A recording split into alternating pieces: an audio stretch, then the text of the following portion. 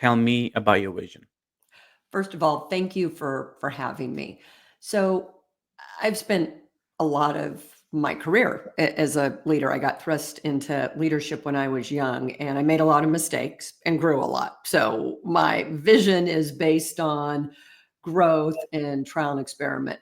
I think we're entering a time where leaders need to be deeply creative and tapping much more into their intuition than looking for set playbooks. I think everything about the way, and depending on when you maybe went to school, we were taught to lead is being adjusted, and it's challenging. No one likes that change. So I think it's a time for leaders to be deeply creative and flexible and quite open in how they are guiding. Tell me more about that. Sure.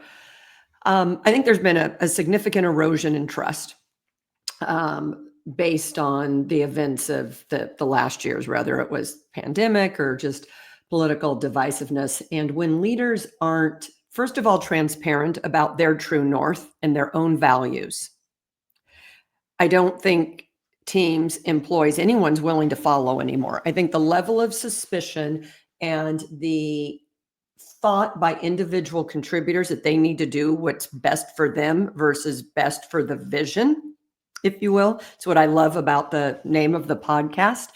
Um, Goes. So if a leader can't explain where they are going and why that aligns with their values, who they are, because it's not enough to say integrity, right? You need to actually be able to say, this is what integrity looks like for me. I've worked with a lot of clients, and you know what? Integrity shows up differently. It doesn't mean that it's not integrity, but integrity may be for one person in the moment, always giving direct feedback. For another, it may mean never not doing what they're going to do. Now, they sound the same, but they're actually different and they show up differently for organizations and for teams. And I think the better a leader can articulate where they are going and why, and then what their either the company's values are or more moving their personal values are and what it looks like, the more you lead with I would call all oars in the water going the same direction, and you don't have dragging oars and flipped over oars because people are confused. Thank you for sharing that. To a degree, I agree with what you say. So tell me more about that, like how this research and this conclusion you come on to, and that you discovered. What was the journey for that? Like, how did you get started on that path? I learned a hard lesson early on in my career when I was 22. And I had a first career in television journalism. It's what my education was in. And I got at the time that I thought was like my dream job, a big break. I got a main anchor job, been a news reporter for about 6 months, got moved to another station as the main anchor. Right. I'm 22. I go in, I'm also producing the evening newscast. And, I meet my new colleagues and I don't spend enough time understanding what the dynamic was in that newsroom.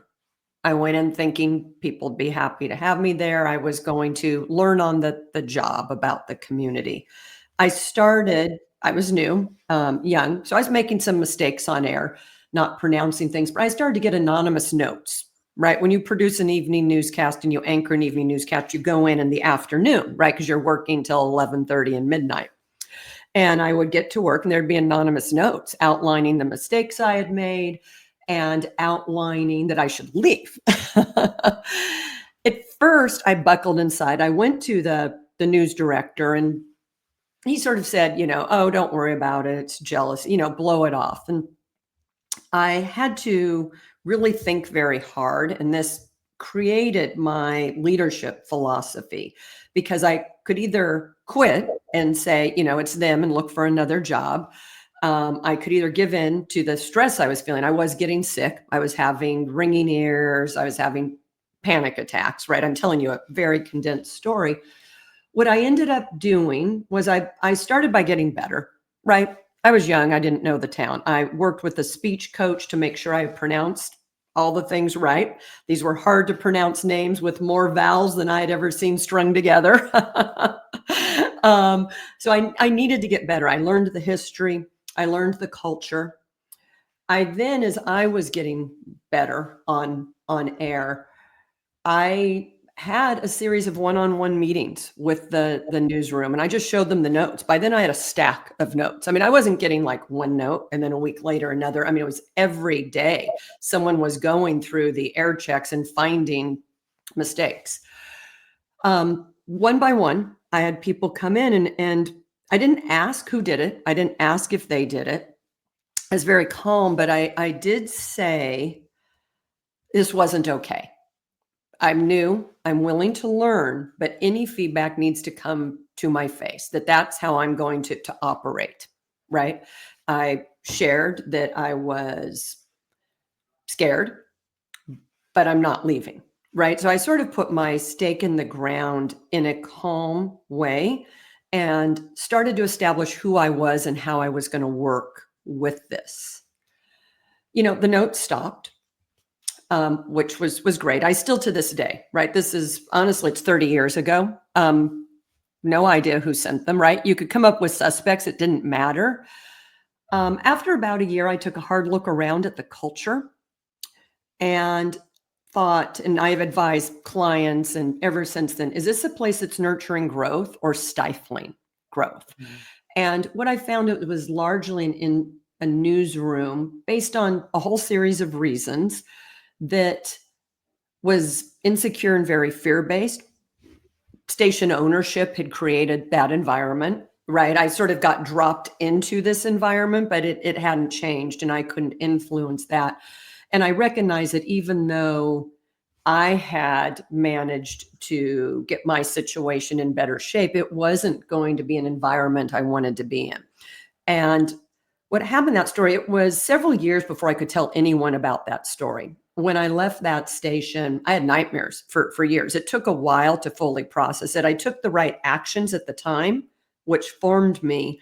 But then as a leader, first when I ran other newsrooms, and then when I got into corporate America, I recognized how important it was to, if you're coming into a team you don't know, to really listen and understand the culture you're in, and then share as explicitly as you can what works for you and what doesn't. Like, where do you get flagged? Obviously, I have, because of that early experience, a real need for clear, direct communication. I provide that, but I also expect it.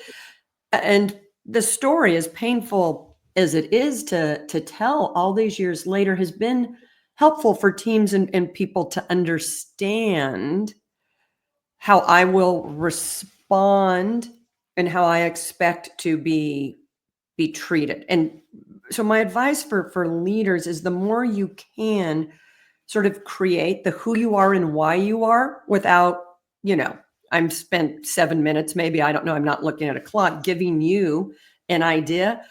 Leaders can do that very quickly. This is not a multi-year activity. There's usually one or two stories that really have formed how we behave, and it's a repeatable pattern. And I think if you can share that, and then your teams or large organizations can share it back, it's very, very helpful. Thank you for being here today. I'm really happy that you tuned in to Vision Pros Live. I'm looking forward to seeing your reactions as these episodes continue to move forward. This is going to get more and more fun. We'll have more and more engagement as well. We'll invite people to participate in the show. And thank you for giving us your time and attention. Have an excellent time building out your vision and becoming a Vision Pro yourself.